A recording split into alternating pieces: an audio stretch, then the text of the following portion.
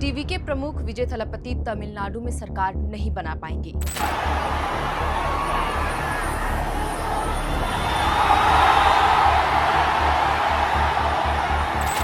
सरकार बनाने का दावा पेश करने के बावजूद आखिर क्यों राज्यपाल राजेंद्र विश्वनाथ अर्लेकर विजय को सरकार बनाने के लिए नहीं बुला रहे?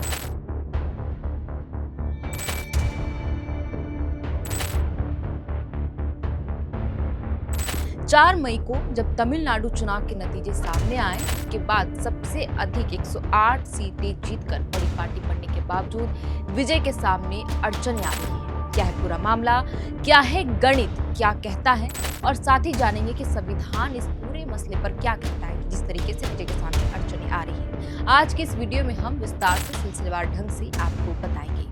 नमस्कार, मेरा नाम है श्रेया रतन और आप देख रहे हैं एयर नाउ। तमिलनाडु चुनाव में सबसे अधिक सीट जीतने वाली विजय की पार्टी टीवीके बनी, लेकिन बहुमत से पीछे रह गई। हालांकि कांग्रेस ने टीवीके को सरकार बनाने के लिए अपना समर्थन जरूर दिया है, फिर भी बहुमत का जादुई आंकड़ा अब भी दूर है। टीवीके नेता विजय ने बुधवार को ही तमिलनाडु के कार्यवाहक राज्यपाल राजेंद्र अर्लेकर से मुलाकात की और सरकार बनाने का दावा भी पेश किया। इतना ही नहीं, महज 18 घंटे के भीतर ही विजय दूसरी बार राज्यपाल से मिलने पहुंचे और राज्यपाल अर्लेकर उन्हें शपथ लेने के लिए आमंत्रित किया ही नहीं अब तक, जिससे तमिलनाडु की सियासत में कई सवाल उछल रहे हैं कि क्या राज्यपाल जानबूझकर सबसे बड़ी पार्टी टीवीके का सरकार बनाने का न्योता नहीं दे रहे हैं। बता दें कि एक असामान्य कदम उठाते हुए राज्यपाल अर्लेकर ने उन पार्टियों से लिखित समर्थन पत्र भी मांगा है जिन्होंने विजय के समर्थन मांगने पर टीवीके नेतृत्व से बातचीत की थी। बता दें कि एक असामान्य कदम उठाते हुए राज्यपाल अर्लेकर ने उन पार्टियों से लिखित समर्थन पत्र मांगा है जिन्होंने विजय के समर्थन मांगने पर टीवीके नेतृत्व से बातचीत की थी। उनका यह रुख सुप्रीम कोर्ट की संवैधानिक पीठ के एस.आर.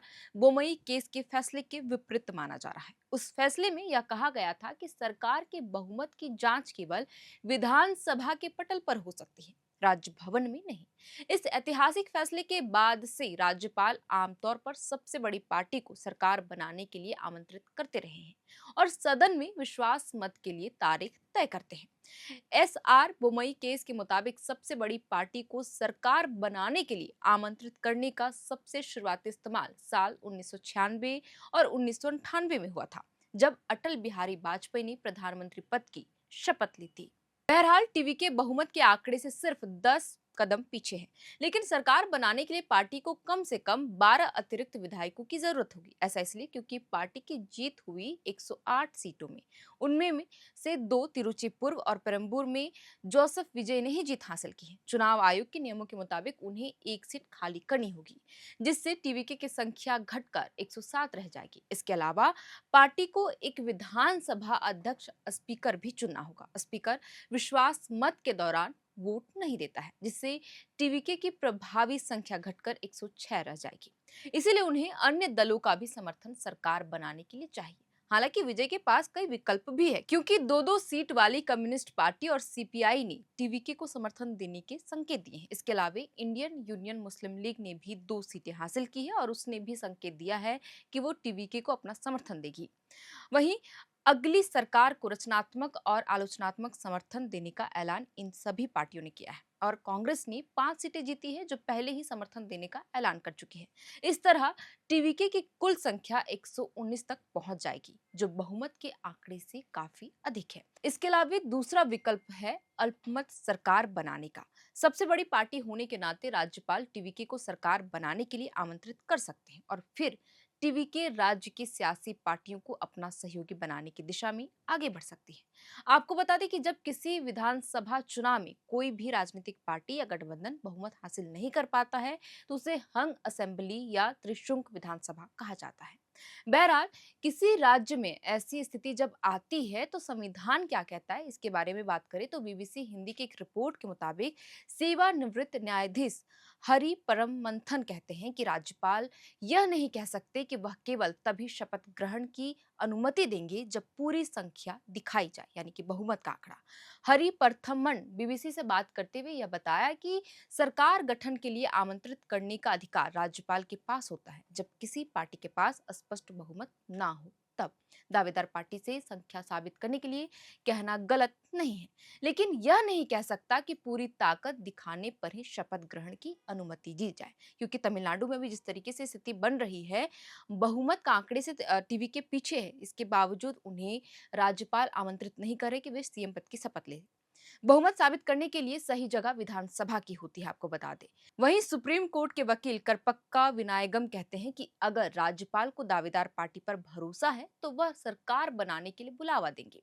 उन्होंने भी बीबीसी से बातचीत करते हुए कहा कि राज्यपाल को सरकार बनाने का दावा करने वाली पार्टी को जवाब देना चाहिए। इसके लिए कोई समय सीमा तय नहीं की जा सकती, लेकिन साथ ही वह बहुमत ज्यादा समय भी नहीं ले सकते।